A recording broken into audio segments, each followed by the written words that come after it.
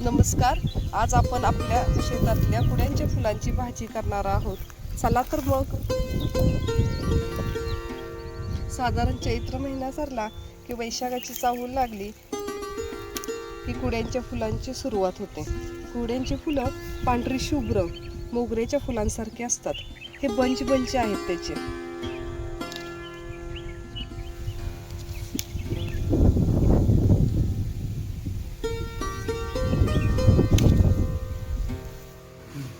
आता ही कुड्याची फुलं आपण स्वच्छ निवडून घेणार आहोत.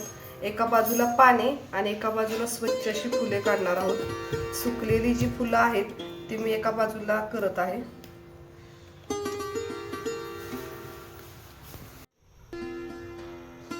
आता ही निवडून घेतलेली आपण कुड्याची फुलं पाण्यात शिजवून घेणार आहोत. आपण भाजीला फोडणी देणार आहोत. त्यासाठी कढईमध्ये थोडंसं तेल, त्याच्यामध्ये जिरं, थोडीशी मोहरी, लसूण, थोडीशी हळद, चवीनुसार मीठ आपण घालून घेतलंय.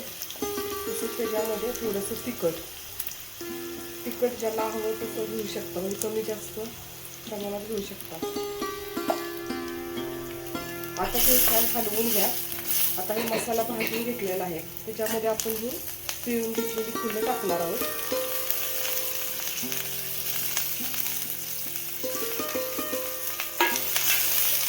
आता हे आपण मसाल्यामध्ये टाकतो. छान खमंग असा वास येत आहे फुलांचा. आता भाजी आपली तयार झालेली आहे. आता ही भाजी आपण भाकरीसोबत खाऊ शकता. कुड्याची भाजी आता तयार झालेली आहे. आपण ती ज्वारीच्या भाकरीसोबत खाणार आहोत. सोबत तोंडी लावायला आंब्याचा मुरंबा आहे.